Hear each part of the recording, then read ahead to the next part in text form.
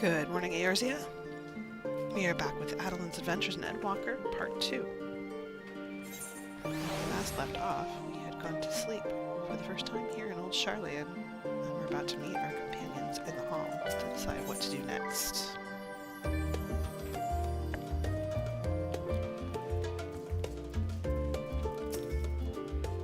Do you have papers pasted on the walls of your room?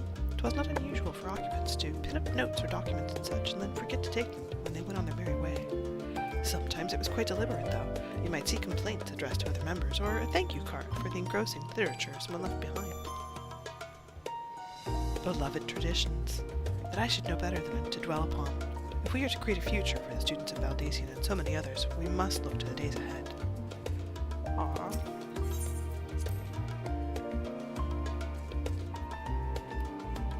Cryle? Feeling refreshed and alert? Our colleagues should be wandering in soon, so I suggest we stay here and wait for them all to join us.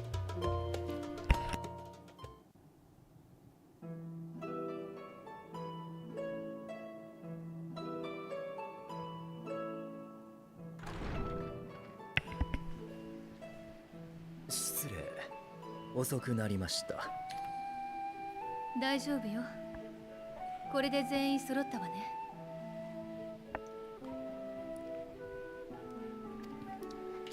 それじゃあ、ひとまず私から話をさせてもらおうかしら。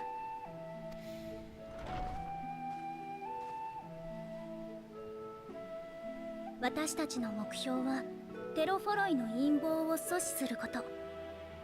それにつながる情報が得られそうな手段として現状2つの調査があるの。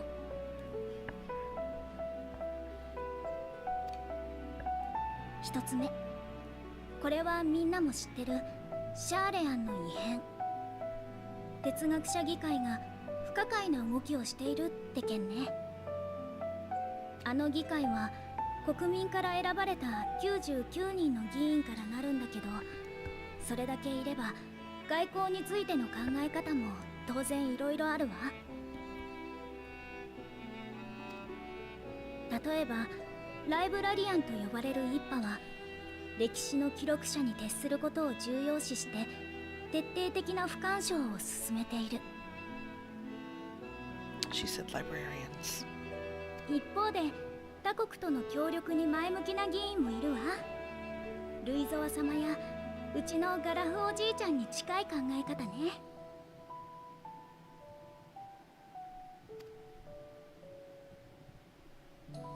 ただ今回エオルゼアからの要請を断った件については派閥も主張も関係なくみんな協力できないの一点張り。気になったのはその中に今は他にすべきことがあるという口ぶりの人が少なからずいたことよ。グリダニアで聞いた古篠さんの言葉もそうだった。まるで終末ってものを理解した上で別の行動を選んでいるかのような。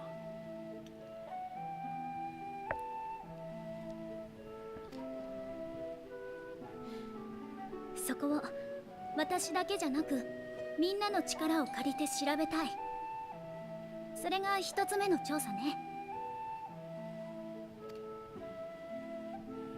二つ目はつい先日バルデシオン委員会に届いたある依頼に関する話なの。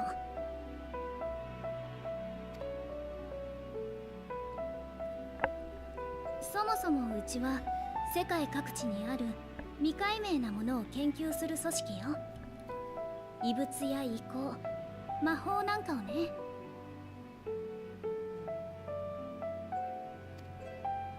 だからこそ排他的になりがちなシャーレアンの組織の中でも外とのつながりが特に強い。各地に共同研究者や協力者がいるの。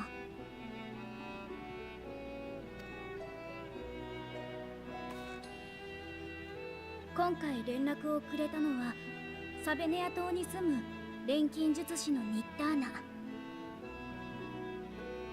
どうやらあちらにも塔が出現して異形の万神が呼び出されているみたいなの。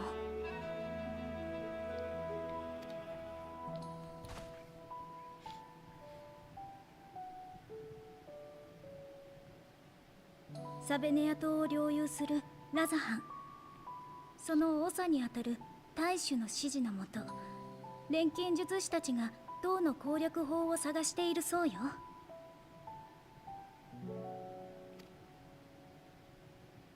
かの地の錬金術といえば非常に古い歴史を持ち、ウルダハ式とは異なる体系を有している。塔についてエオルゼアや東方にはなかった見識もあるいは得ているやもしれません。実際何か方策があるみたい。その研究のためにできるだけ戦闘に長けた光の加護を持つ人を紹介してほしいという依頼だったわ。Why, that's me! 手分けをするとしたら、あなたにはサベネア島へ行ってもらうべきかしら。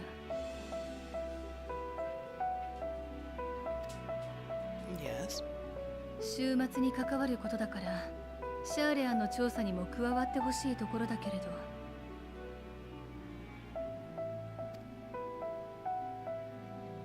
そうなのよね。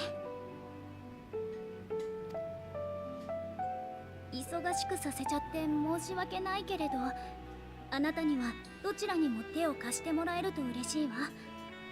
順番はお任せするから。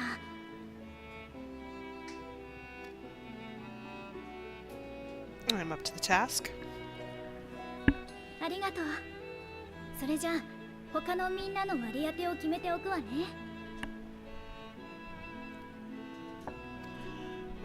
シャーレアンの調査については引き続き私が、それから賢人を持っている人の協力が欲しいの。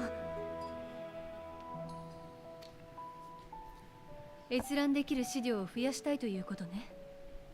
いいわ、私が協力する。そういうことなら俺も。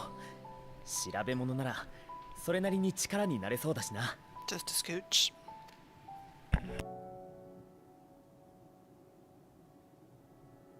よければ私とアリゼもそちらに加えてもらえないだろうか。お父様や哲学者議会が何を考えてるのか少しでも知りたいの。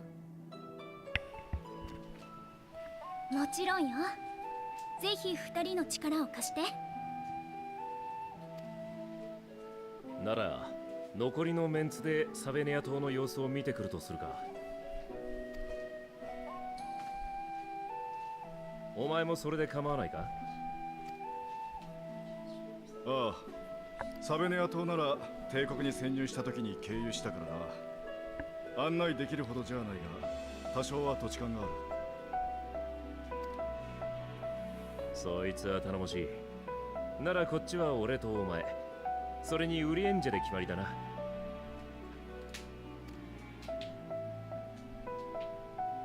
じゃあ依頼の詳細をまとめたものをこの後サンクレットさんに渡すわね。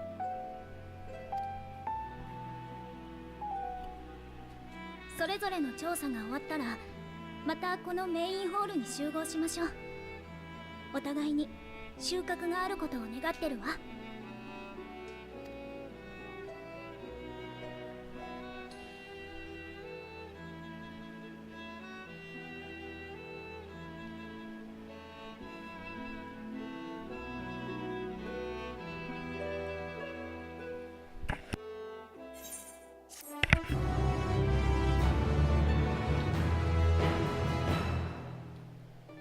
For my own personal satisfaction, having done it both ways.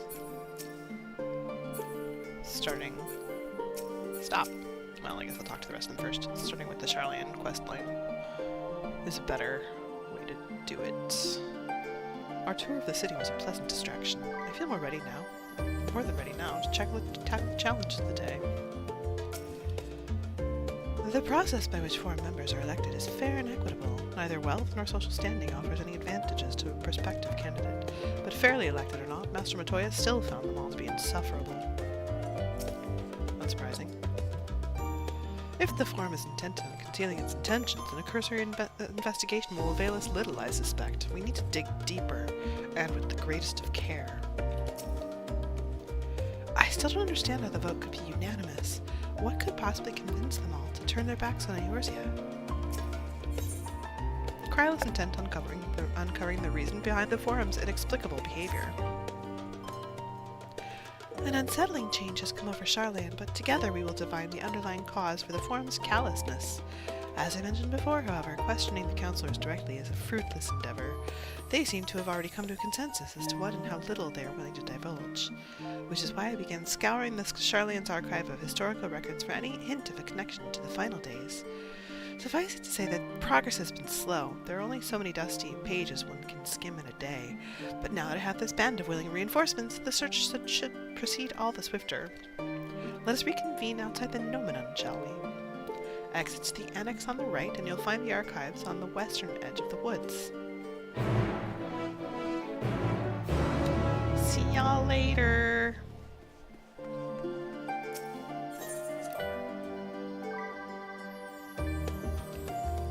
Books before either sickness.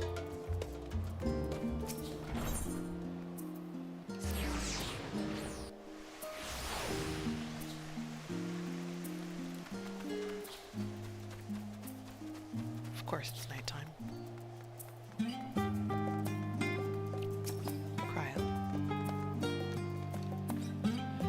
My directions are easy enough to follow, I hope. In any case, you stand now before the doors of Nomenon, Charlayan's grandest collection of books and tomes. This building is actually only an entrance, and one of many at that, for the archives of Nomenon extend deep beneath the surface like the roots of a tree.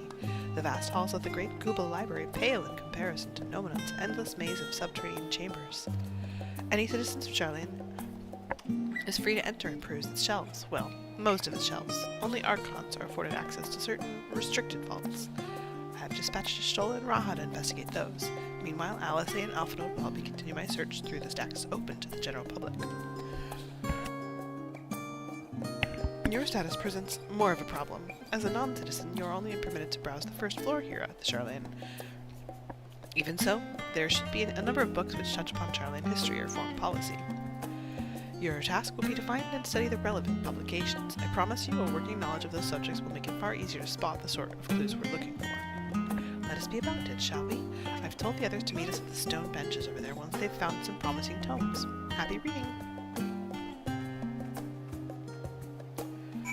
So they can go down into the vaults of the Nomenon and take out books to read. Okay.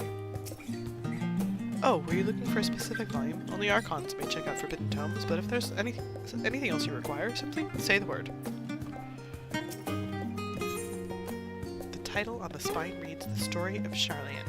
Read the book. Long, long ago, on an island in the northern sea, there lived a Rogadan man by the name of Nunkrepf. Nunkrepf was a student of astrology, and he divined that a flood of terrifying proportions would soon sweep over the lands of Eorzea. So it was that he built a giant ship, assembled a crew, and set sail for that imperiled realm. The flood arrived as foretold, and to their horror, the strangely churning waters drove the people towards the ocean.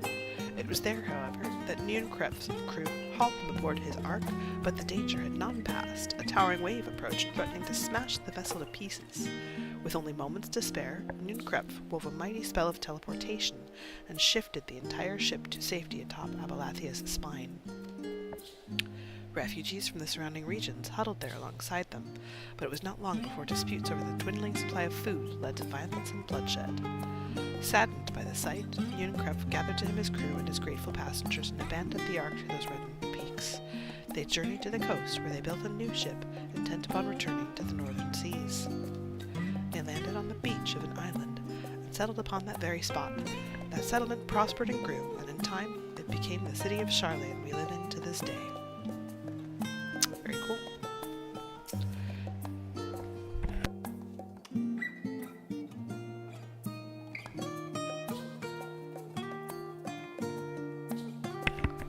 Red-covered book. The title on the spine reads Roads of Old, the Colony. Many years ago, on the banks of the Thaliak in the Dravanian hinterlands, a Charlayan colony once thrived. This settlement was originally established as a mere outpost to study the ethereal sea in the year 1311 of the 6th astral era. Scholars dispatched to Erzea found the facilities wanting, and their demands encouraged a gradual expansion in structures and services. As rumors spread of a growing community of academics, the area was further inundated with Eorzean students, hoping to share in the renowned wisdom of the Sharlayans. Eorzean residents took to calling the colony itself Sharlayan, which led to no small amount of confusion when discussions turned to the subject of the motherland. In response, some Sharlayan inhabitants, as if pressed for a name, would simply refer to it as Emporium. Following the exodus, however, goblins and treasure hunters claimed for themselves a corner of the abandoned colony and gave it yet another name, Idleshire. The following chapters go on to introduce the most prominent features of Idleshire. This book does not appear to contain additional information on the forum or cover the history of Sharlayan Motherland in greater detail.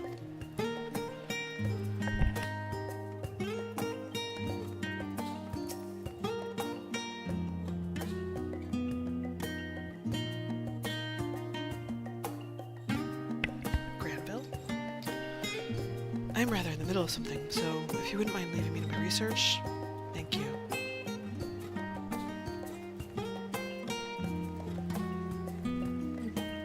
Leather-bound tome. The title on the spine reads, The Voice of a Growing City. In the years which followed the founding of Sharlayan, civic policy and other matters of import were decided at the Ecclesia, a public forum at which every citizen was eligible to speak. As the city's population grew, however, this format became increasingly impractical. The larger number of participants gave rise to ever longer debates, resulting in significant delays in vital resolutions. Various measures were introduced in an attempt to curtail protracted discussions, but in the year 201 of the 6th astral era, it was ultimately decreed that Sharlayan would transition to a new form of governance. The nation would now be led by a body of 99 members, citizens chosen from among their peers by means of a nationwide vote. Thus was the forum, as we know it today, conceived and created.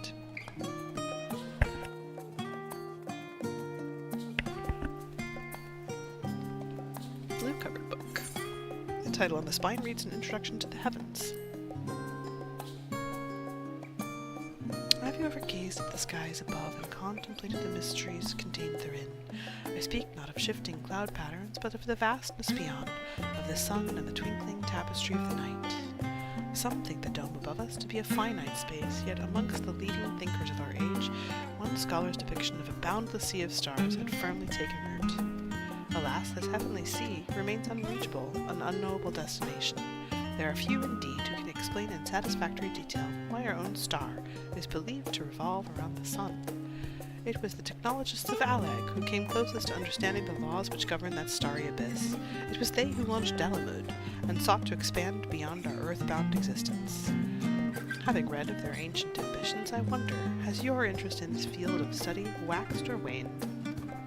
What if I were to tell you that the eternal constellations were arranged differently in the distant past, that their positions continue to shift almost imperceptibly but measurably as we journey into the future?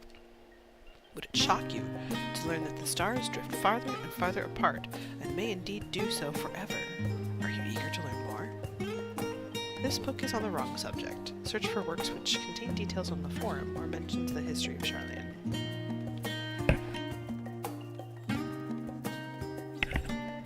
Is it the wrong subject, though? Well-worn manual. This title on the spine reads Forever 20 Summers. This definitely sounds like the wrong topic. My beloved seekers of knowledge, have you ever put learning before your health and neglected to feed and rest your body as you should? I, too, once engaged in such a foolish practice. But one night, engrossed in philosophical study, I had an epiphany. For all the world's mysteries that drive us to reckless abandon, we have so very few years of life in which to achieve our goals. Thus do I share with you this mantra, I am forever 20 summers young. The number itself is unimportant. You could be 19 or 23 or 40. Whatever age you are when you discover this manual, let that be the age you aspire to remain. Through mindful, healthy living, will you extend the time available to spend upon your chosen research, another day, another moon, another summer, to grasp the greater truths you pursue. In the pages that follow, we will explore the secrets of maintaining one's physical condition from a biological, meteorological, and arcane viewpoint. This book is on the wrong subject. Search for works which contain details on the forum or mention the history of Sharlayan. Look.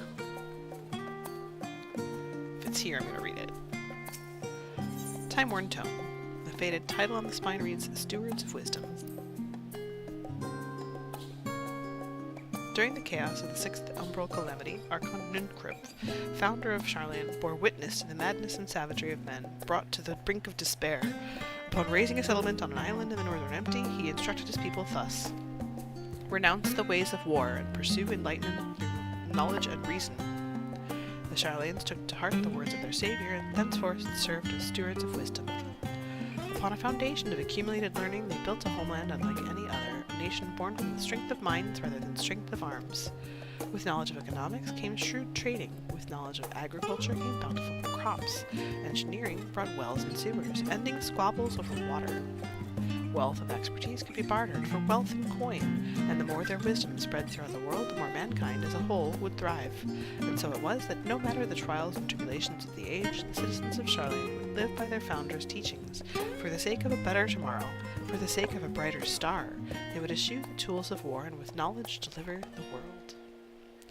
You've gained a fundamental understanding of Sharlayan history and the foundation of the Forum. Head outside toward the rendezvous point and await your companions.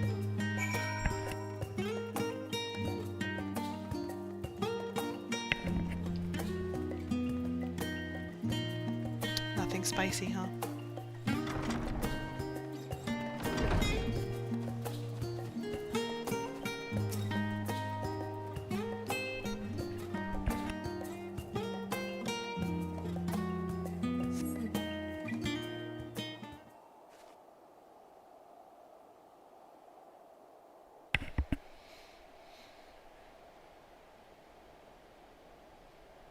Sorry, were you waiting long?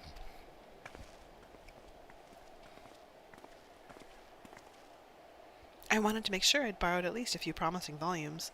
Alphanote and Kryle should also be along shortly. I was delayed in a similar fashion. As far as I could see, no titles in the Archon stacks mentioned the final days specifically, so we have no choice but to start with the tangentially relevant volumes, if they are even that. At present, the plan is to skim through as quickly as we dare and share our discoveries as we make them. It would have been nice to invite everyone to the estate. Plenty of comfortable places to read and a ready supply of hot tea. Oh, I was always quite fond of reading outside. But it's not about the little pleasures, is it? You miss your home. It's been difficult. After our arrival, we managed to speak with one of the family servants and ask how things were. It seems our dear father has instructed the staff that even if Alphanote and I were to return to Sharlayan, we were not to be allowed across the threshold.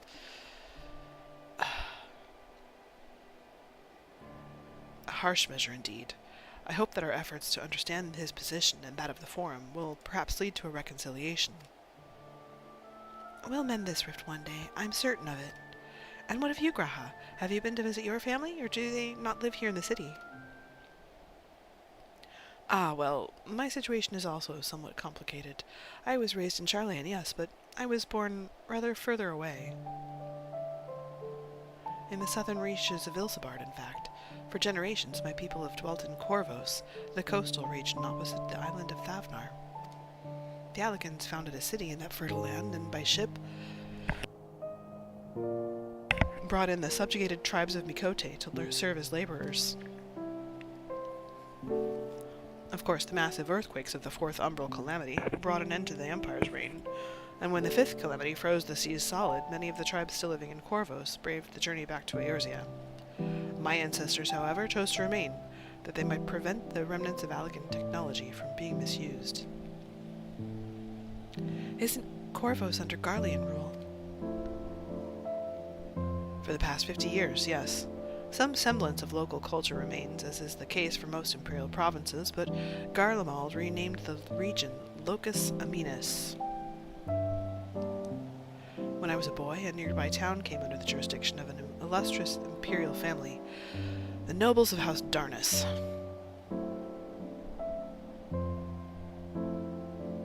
House Darnus demonstrated a singular interest in Allegan civilization, and so my tribe was forced to consider a plan of action.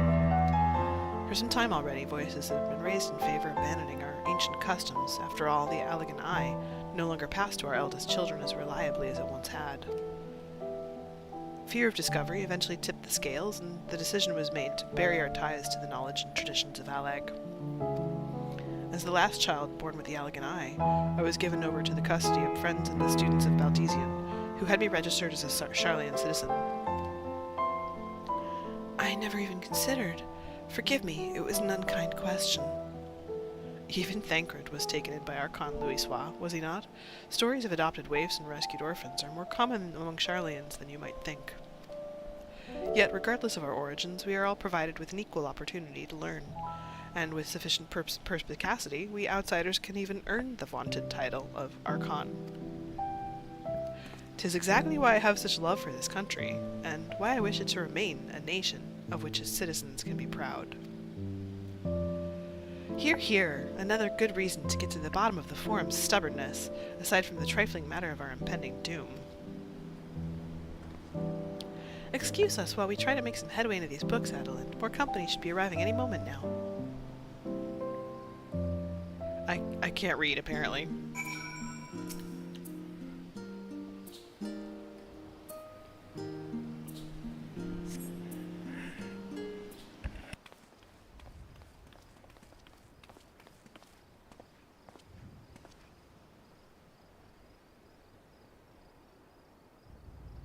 We've returned with our selections. Although I must say the pickings were quite slim indeed. Mistress Kryle has already flicked through every history book devoted to disasters, and more than a few which barely made mention of them. As such, we will be looking into research papers on the Umbral calamities, as well as articles written by prominent Forum members.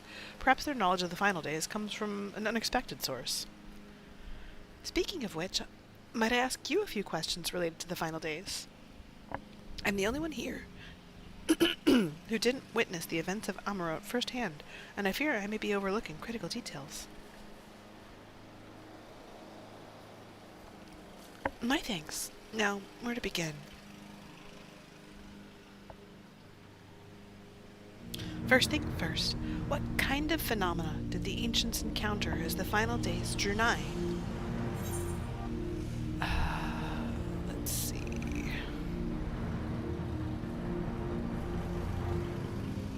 I'm gonna say a complete destabilization of creation magics.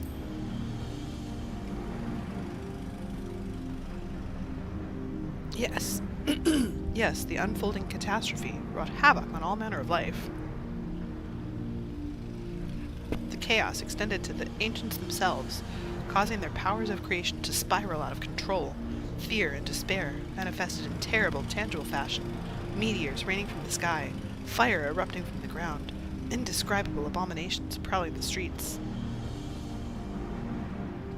That more or less aligns with my understanding. If only the arts of creation had survived until the present day, we might have had something substantial to analyze. To the best of our knowledge, however, those techniques were not preserved or passed on. Y'shtola surmises that the closest known magic is that of the summoning rituals promulgated by the Asians. What was there aught else of note which heralded the approach of the final days? They say it began with a keening sound from the land itself.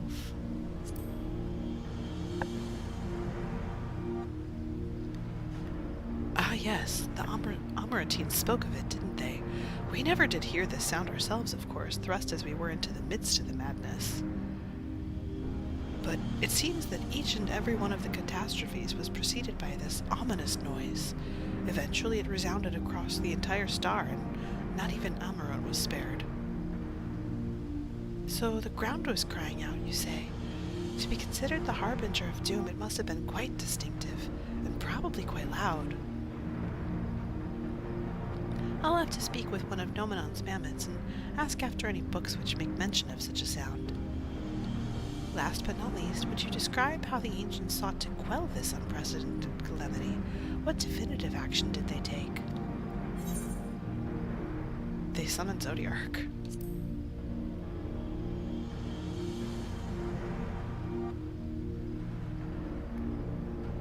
Yes, with Elidibus serving as his heart, so many gave themselves in sacrifice to bring him into being. We do not know exactly how Zodiark brought salvation to the star, only that by his godlike will were the laws of nature set aright. Then, once balance was redressed, the ancients offered up a further sacrifice to heal the ravages of the final days. Lives sprouted anew, and it was these fledgling souls they intended to render unto Zodiark, a trade that would have allowed them to resurrect the shades of loved ones absorbed by the primal. Or might have, had Venat and her fellows not manifested their opposition in the form of Adelynde. Thank you, both of you, for the detailed review. I feel much more confident now in my understanding of events. With all that freshly in mind, it does make me wonder what the Telephoroi truly mean when they speak of bringing back the final days. We've seen what they're doing with those towers of theirs. Is forcing people to summon primals a kind of catalyst? Or are they attempting to mirror the conditions caused by unstable creation magics? Or are they simply using the final days as a figure of speech? A convenient metaphor for the scale of destruction they plan to unleash. But this is all just pointless conjecture at this stage. Let us return to our attention to the forum, shall we? We should keep an eye out for Y'shtola, but 'tis time we began studying these research papers. I am still here waiting.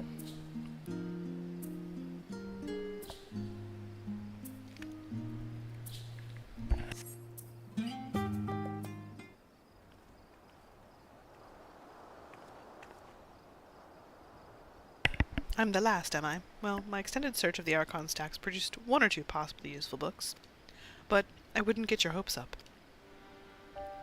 If you recall, Ariage learned of the source's reflections from the Garen oracles. For its potential to cause panic and confusion, that tome was deemed apocrypha and sealed away in the Great Google Library. 'Tis even less likely that knowledge of the unsundered world, not to mention the horrors of the final days, would be left sitting on a shelf for any curious scholar to find. It stands to reason, then, that my colleagues, be they archons or counselors, should perforce be largely ignorant of the subject. Yet, when you confronted Master Fortunald with knowledge of the Telephoroi and their machinations, he scoffed at the suggestion that they posed a threat. He seemed adamant that the Forum would know if the final days were truly upon us, which only supports the conclusion that whatever privileged wisdom is guiding the Forum's behavior is being kept secret from the rest of the nation.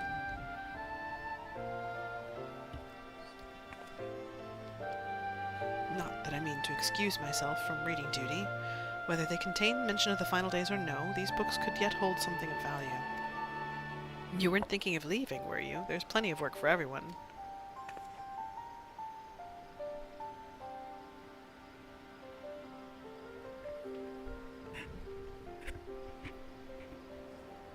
Where are the books?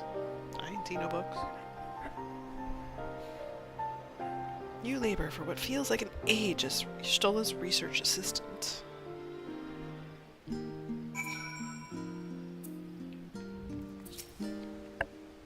Thank you for your help, but I think I can manage the rest without your assistance. If I were you, I'd steal a few quiet moments for myself. I've found naught of interest so far. I think Y'shtola might be right about not getting our hopes up. Your efforts to gain Grahati's attention go unnoticed. He appears to be lost in his reading.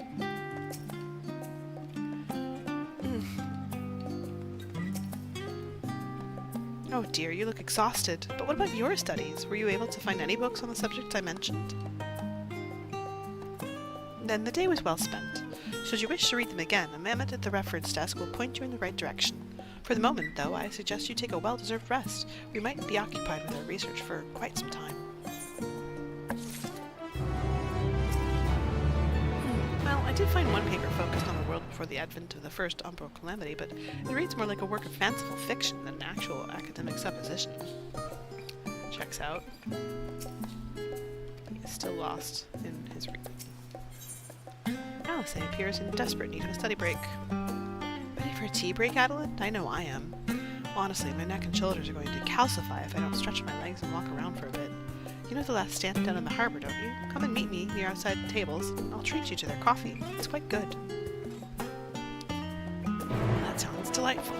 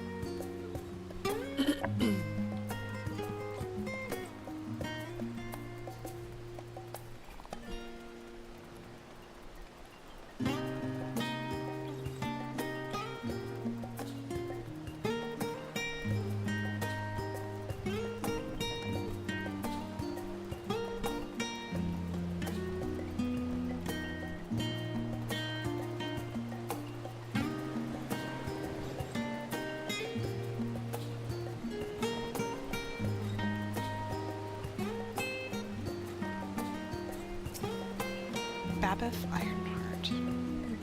Beg pardon, good madam, I could scarce help but notice the sightseeing log on your person. You wouldn't happen to be the adventurer my niece wrote about, would you? I believe I am, yeah. Aha! So it is you. Pleased to make your acquaintance. I'm Babeth Ironheart, Lilith's aunt and seasoned explorer. Be a dear and hand me that log of yours. Lilith told me all about how she helped you embark on explorations of your own, so it's only right that I share with you some wisdom of my own. Let me see here. Oh, I can't forget to mention that, and done. You should be all set, dear. I've jotted down everything I've heard about the most remarkable vistas the realm has to offer. Of course, describing a few notes I've shared are not more than rumors, some describing the locales so fantastical that I can barely believe they exist. But as I always say, the true joy of exploration lies not in the destination, but in the journey. So go forth, dear, and see what sort of journey these hints take you on. That sightseeing log of yours won't fill itself, you know. True.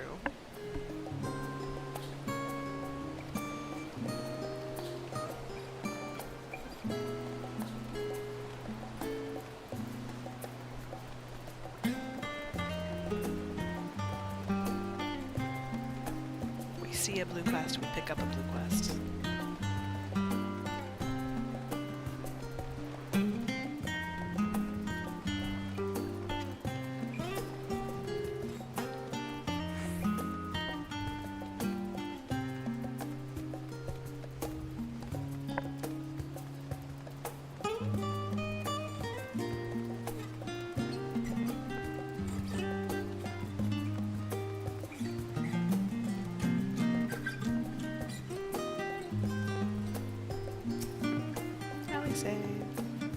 As busy as ever, I see. How very shyly, but no other gourmet cafe has sprung up to compete for customers. Actually, this crowd gives me an idea. Before we place an order, why don't we ask a few questions and gauge the mood of the city? I'm interested to hear what the average citizen has to say about the Telephore. We might even learn something new. Worth a try, don't you think? I think this is exactly what you were warned not to do. Perron, dear. What is it? Can a man not enjoy a moment of private respite? If you're looking to share a table, then I respectfully request that you look elsewhere. You misunderstand, sir. We were simply wondering if you knew of the Telephore. These enemies of the peace have promised an end to all we hold dear, and... Wait. You're that House Leveilleur girl, aren't you? And this woman with you is obviously a foreigner. I'd heard you were disowned for helping outsiders indulge their barbaric whims, and here you are giving truth to the rumor. I'll thank you to leave me be. I've naught to say to the likes of you. Well, I must apologize. 'Twas foolish of me to expect an ounce of civility from one so enlightened. Come, Adelynde. No, but you were told not to do this exact thing. Hildewoz. Yes, I don't believe I've had the pleasure. Pray excuse the interruption, but we were hoping you might share your thoughts on the Telephore and their unconscionable plans. My goodness, if it isn't the young Miss Leveilleur! My apologies, but I work in the offices of the Forum, and if word reached Master Forchenal that I was helping you... I see. We're sorry to have bothered you.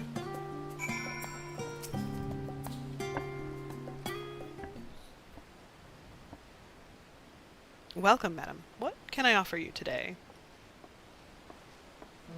Wait, is that Mistress Alice I see there? My word, how long has it been? Far too long. Meet Dickon, the owner of the Last Stand. I used to frequent his cafe on occasion in between lessons at the studium. That seems like an age ago now. I remember hearing that you and Master Alphinaud had set sail for Eorzea, but then you never came back. Lately, there's been gossip about your father disowning the pair of you. Everything all right at home? No. It's complicated. And I hadn't expected complete strangers to be so familiar with our situation quite so quickly. Everyone has an opinion, it seems. Well, it is House Leveilleur, no matter how discreet Master Forchenal may be. News of your family's doing never stays secret for long. Things being what they are, what brings you back to the city now of all times? We have questions, and only Charlene has the answers. Tell me, Master Dickon, have you heard anything about an apocalypse called the Final Days? What, like the end of the world? Nothing like that, I'm afraid. And that's what you're here to find? Information on this apocalypse? Yes, whatever we can learn. Unfortunately, your patrons appear to be unwilling to speak with me. I wish there was more I could do to help.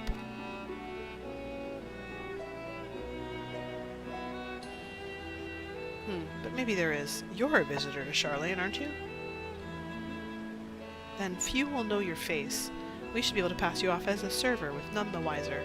We just finished preparing a few orders. Strike up some friendly conversation while you're setting down the food, and you might just get the answers you're looking for. Not a bad idea. I hate to ask, but what do you think? Oh, I'm okay with it. That's the spirit. Pay attention now, and I'll explain where each of these dishes needs to go. The tea set is for the chatty group sitting by the water's edge. The omelette is for one of our regulars, a Highlander by the name of Gisla. She's sitting at an outside table with a friend of hers. Behind them, you should see a Mikote gentleman. He ordered the oven-baked lobster. Got all that? If you're not sure, just ask and I'll explain again. Good luck.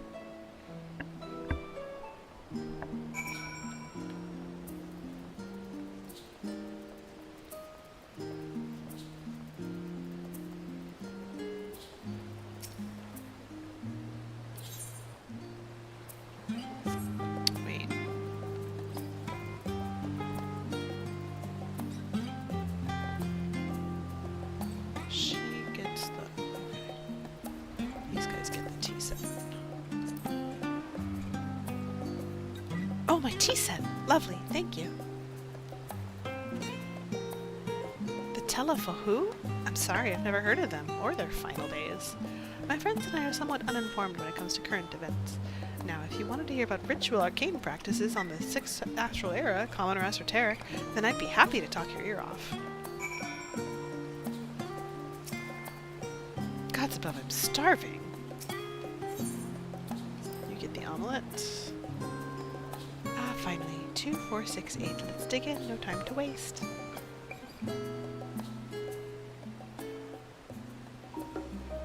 What?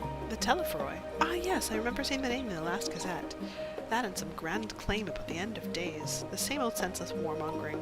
When will these fools grow tired of spilling each other's blood? Best stay out of it, I say. The Forum made the right choice, and I fully support our decision to remain neutral.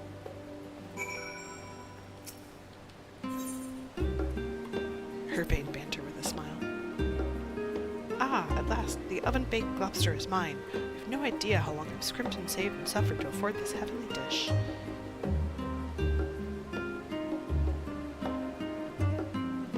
The final days. This is the first I've heard of it. Although that would explain why my friend has been rushed off his feet. It must be a busy time to be a gleaner. You don't know what a gleaner is? They're collectors of a sort. Travel the world procuring things that we haven't got here in Charlene. Priceless books, unusual life specimens, and so forth. So named for those folk who travel after the reapers in the fields, picking up every grain which was missed. Aye, but by all accounts, gleaning is the most meticulous and demanding profession. If these Telefora make good on their audacious threats, then many uncatalogued rarities could be lost forever. Why else would the gleaners be buzzing about in such a frenzy? Watch the harbor and you'll see what I mean.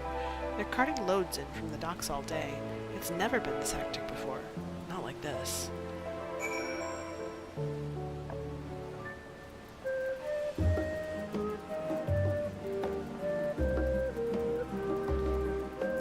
Well, I think that was a useful crumb. What do you think? Any trouble with the customers? Were you able to get anyone talking? Interesting. They seem unaware of the final days, aside from whatever vague news the gazettes are printing. Even Dickon had nothing to offer, and he's the best source of gossip in the city. If the Forum does have secret knowledge, then they've done an impressive job of ensuring no one whispers it in the wrong ear. In any case, thank you for playing the part so well. Here, a cup of coffee I promised. But let's enjoy our drinks somewhere else, shall we? Maybe behind the peristyle, away from the gossips and their wagging tongues.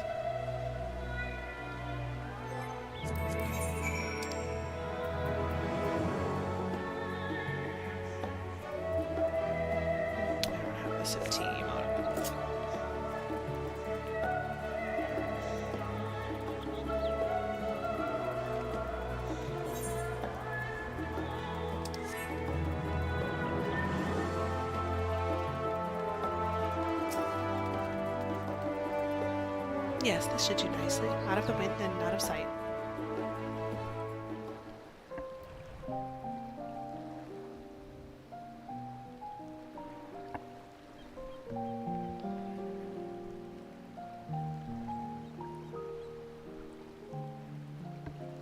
父様に感動を言い渡されたこと、別に冗談だと思ってたわけじゃないのよ。ただ実感はしてなかったのかも。あんな扱いを受けて今やっと身に染みてきたっていうか。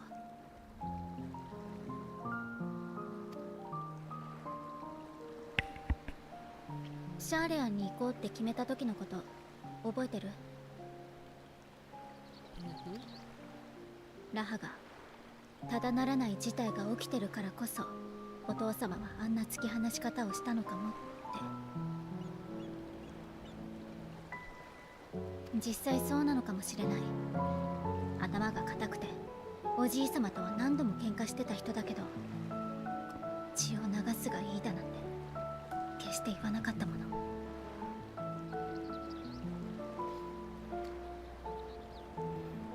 でもね、戦うことが正しいのかって問いに答えられなかったのも本当。そのことでアルフィノは思い悩んでたけど、私は進んできた道を間違えたなんて思えなかった。だからただ怒って反発してる。そっちの方が立ち悪いわよね。少し見方を変えたら自分も頑固で独善的なのかもって後になってからふと気づいたの。あの時あの問いになんて答えたら自分もお父様も裏切らずにいられたんだろう。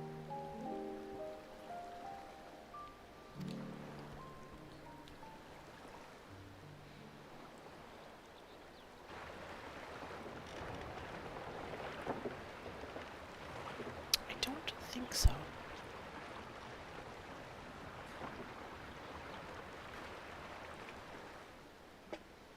中に入っていったってことはラビリンソスへの搬入ね。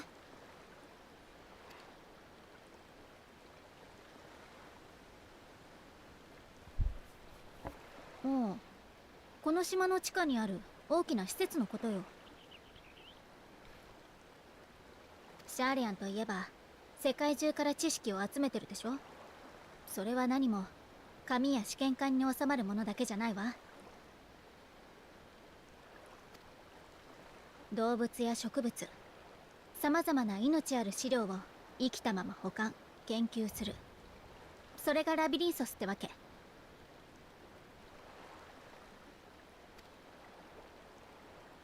にしてもかなりの荷物だったわね。私が住んでた頃は船を使うような搬入自体めったに見なかったのに。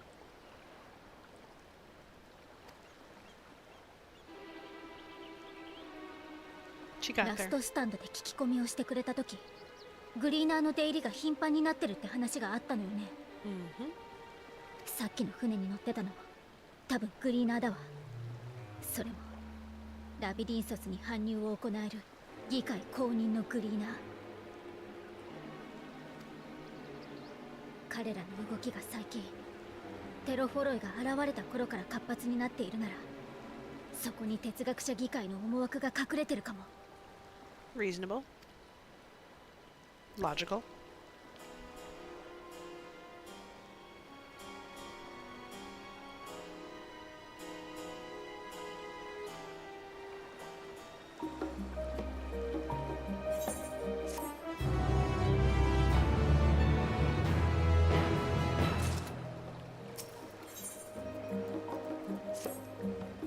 We should tell the others what we've learned about the Gleaners.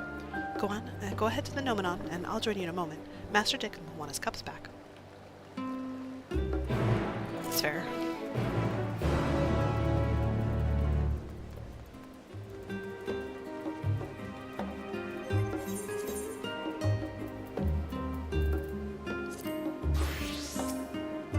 Hello, you have leaves for me. You strike me as someone who isn't afraid to get her hands dirty, and I don't mean that as a euphemism. Are you interested in a bit of good old-fashioned hard work? But perhaps I'm getting ahead of myself. I am Griga, one of Charlene's gleaners. It is our role to procure materials, samples, knowledge, all you can imagine, and more. Naturally, it would be difficult for any one person to comb the world each time our countrymen ask something of us. Thus did we form a guild ship, the better to share information and see the requests we receive to the hands of those best suited to fulfilling them. Some requests, for instance, are better assigned to those who demonstrate a certain degree of finesse and persistence, and the calluses upon your hands tell me you are one such person. I understand you may feel some trepidation given the somewhat lax selection process. As you like as not suspect, the form would never officially recognize a traveler from another nation as a gleaner. Unofficially, however, we're up to our necks in requests of late, and they're coming in faster than ever before. We'll take any talent we can get and pay good coin for it, so please, tell me you're interested.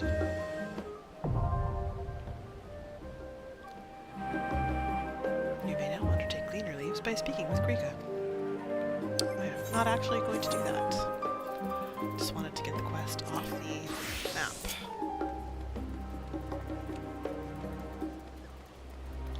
Well, my crafting jobs are already 90. So I can spend like an afternoon or two doing all the studium quest lines, because my jobs are already up to max level for this expansion.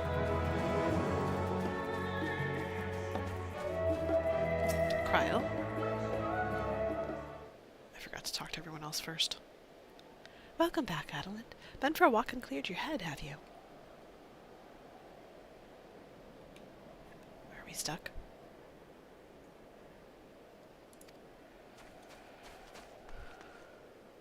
Not exactly. We did some impromptu investigating and turned up information on the gleaners.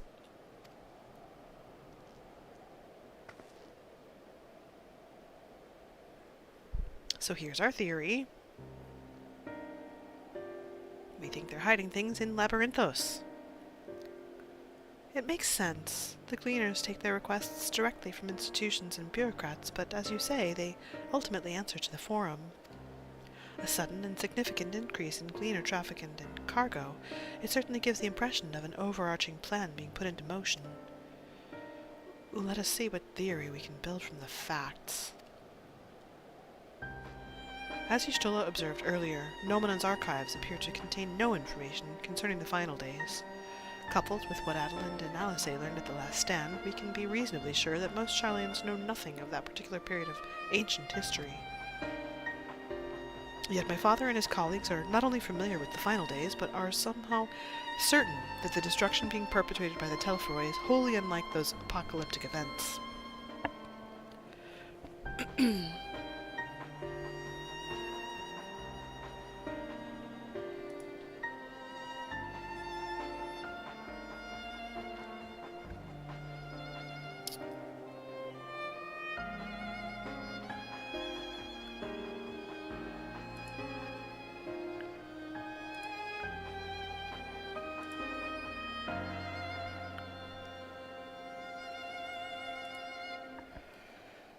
Moreover, the Forum claims to be so occupied by a duty of such pressing importance that they saw fit to unanimously deny Eorzea's request for aid.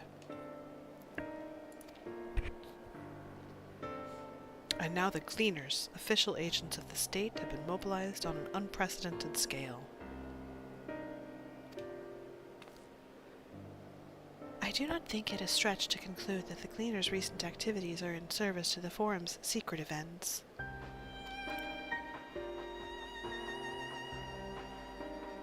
In which case, our next course of action seems obvious. We visit Labyrinthos and assess the situation for ourselves, and if we're lucky, the Gleaners will be far more receptive to our questions.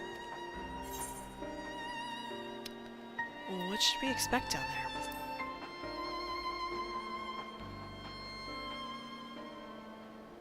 Oh, I would hate to spoil the surprise.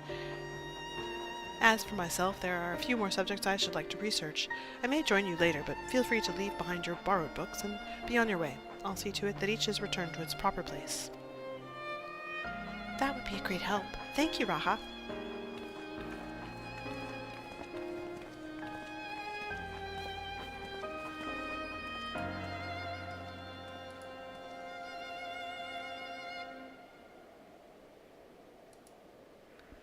Let's head down the stairs over there and I'll show you where the entrance is.